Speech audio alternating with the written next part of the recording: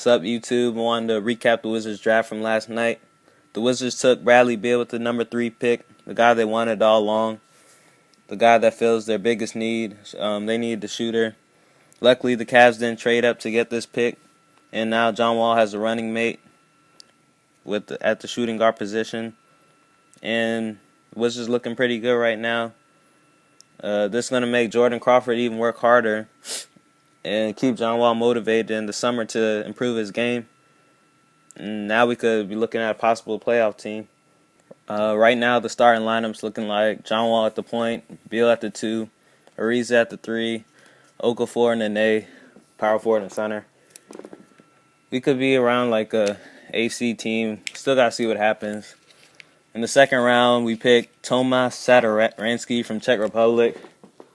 He's supposed to be a playmaker who can't really shoot, so we might never see him play for the Wizards, actually. He's still going to be overseas next year. This pick might just be to clear up some cap space for Roger Mason or Cartier Martin. We have like 12 roster spots already, and we didn't need another young player, so we just basically picked some random guy from the Czech Republic. Even though there are some other known guys available, I guess it's still good to just keep a roster spot open. Back to Bradley Beal. He's supposed to be a good shooter. He's a great rebounder, averaged almost 7 rebounds as a guard. And he's a decent defender, so that's pretty good right there. He'll probably be the eventual starter, but they're not just going to come in and give him the spot. He's going to have to earn it from Jordan Crawford and whoever else is going to be a shooting guard. Probably Roger Mason, like I said. But things are looking pretty good right now for the Wizards. Other notes from the draft, Anthony Davis went 1 to the New Orleans Hornets. No surprise there. He got some help at number 10 with Austin Rivers, who I think is a better shooting guard than point guard. And they already have Eric Gordon, so that team's looking pretty good for next year.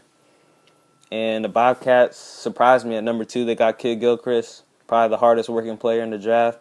I'm not sure if he's going to be a star player, but they got a decent rotation player.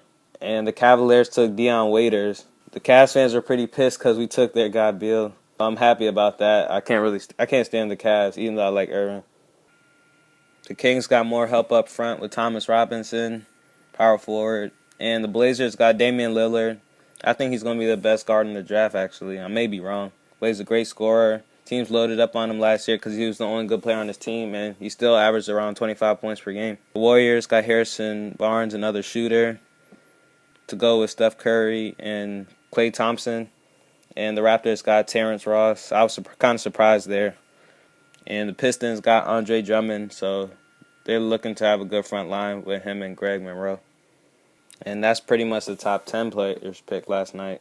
So like I said before, Wizards looking pretty good. Now it's up to our young players like John Wall, Jordan Crawford, Jan Vesley to keep continuing to get better this summer. I know Wall's been working out with Chris Paul and Russell Westbrook, so that should be good. He should help improve his defense. And Ariza said Wall's jumper is coming along pretty well. Now if Nene could stay healthy, we're looking at having a pretty good team.